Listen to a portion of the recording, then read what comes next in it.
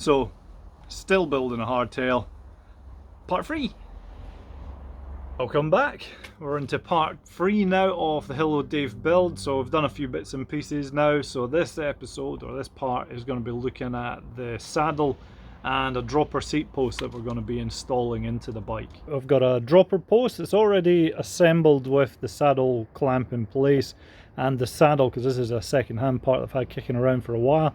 And we have the actuator, which is going to go on the bar. We've got the seat clamp, we've got outer cable, we've got inner cable, and we've got these end caps that go on the outer cable called ferrules, or ferrules if you prefer. The Hello Dave can install a stealth dropper post or an internal dropper post.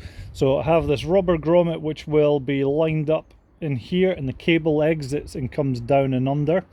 And obviously at the top end we've got our clamp, and our dropper post is going to go in there.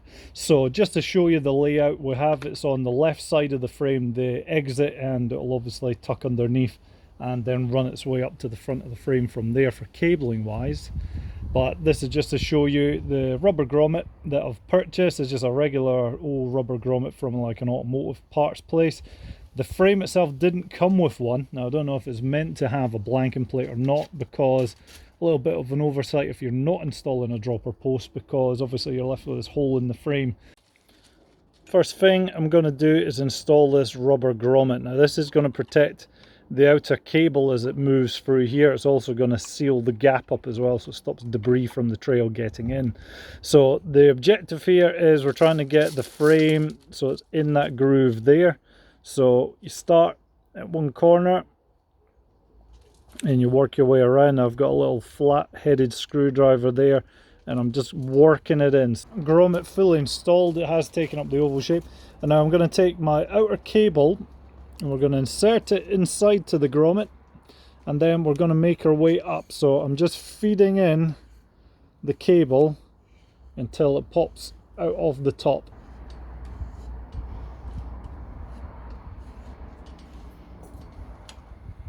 I can now install the ferrule on the top, which is a good cable guide, and it also stops the cable fraying out when there's pressure. When something pulls, the inner cable's pulling, and this will be butted up against a stop, on this case on the dropper post. So we've got the end of our dropper post now. This is the actuating lever. So the outer cable goes into this end moulding here, like so. And then the inner cable is going to come out and connect into this section here. So you'll see there's a cutout that the cable goes into. So you want to push the dropper post in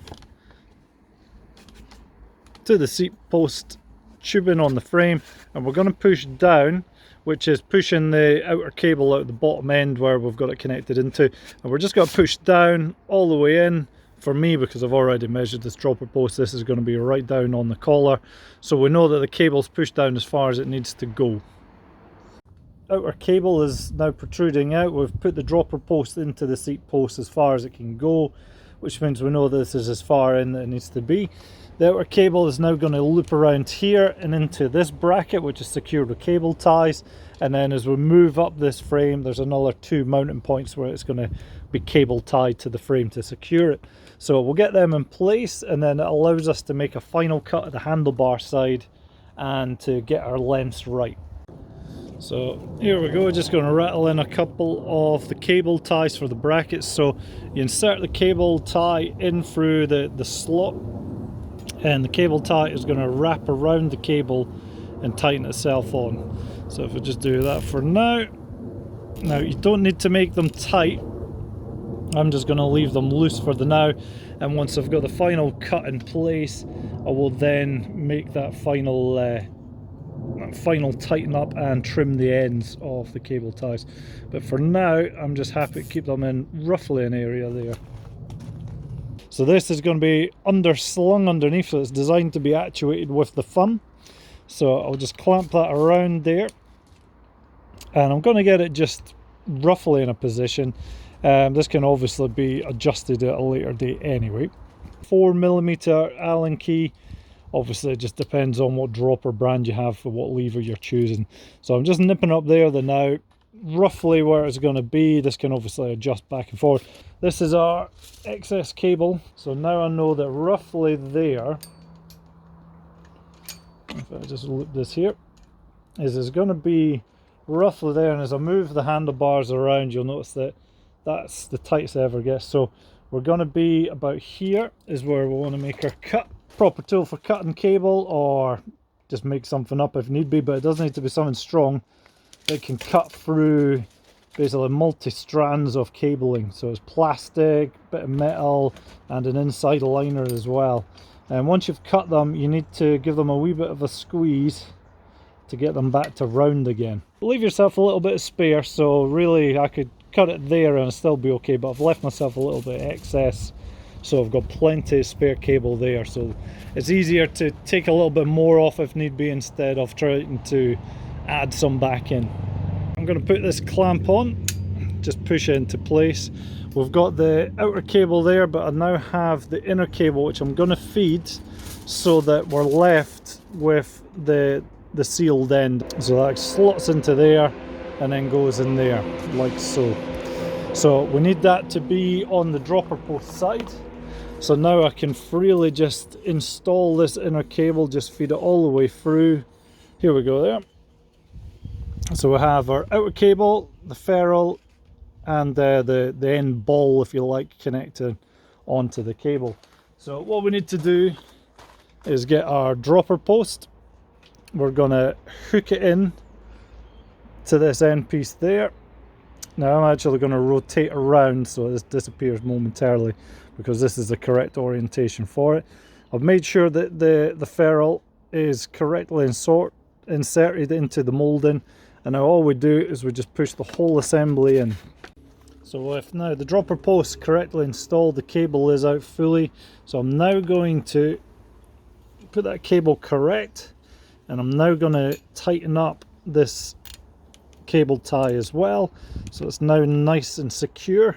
And I'll go along with some cutters, and I'm just going to be cutting the ends off so it's a nice clean install. Last little bit of work that we need to do with the outer cable is to put a ferrule onto the end again. Just going to feed this in, feed it all the way down, and then it is just, they're just push on, so just a push fit. Don't worry if you don't think you've got them fully on, because as soon as you pull the cable it'll start to push onto the outer cable as well.